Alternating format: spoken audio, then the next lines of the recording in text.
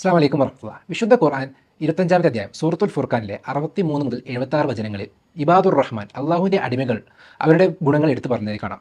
1. ഭൂമിയിലൂടെ അവർ വിനയത്തോടെ നടക്കുന്നവരാണ്. 2. അവിവേകികളോട് അവർ സമാധാനപൂർവ്വമായി മറുപടി പറയുന്നവരാണ്. 3. സുജൂദ് ചെയ്തുകൊണ്ടും നിന്ന് നമസ്കരിച്ചുകൊണ്ടും അവർ അവരുടെ രാത്രി കഴിച്ചുകൂട്ടുന്നതാണ്. 4. അവർ ഇപ്രകാരം പ്രാർത്ഥിക്കുന്നവരാണ്: റബ്ബന സ്രിഫ് അന്ന അസാബ ജഹന്നം ഇന്ന അസാബഹ കാന ഗറാമ ഇന്നഹ സാഅത് മുസ്തഖറൻ വ മുഖാമ. 5. ചെലവഴിക്കുമ്പോൾ അമിതമാവുകയോ പിശുക്കുകയോ ചെയ്യില്ല.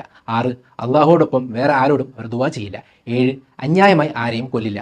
8. അവർ വ്യഭിചരിക്കില്ല. 9. വ്യാജത്തിന് സാക്ഷി നിൽക്കില്ല. 10.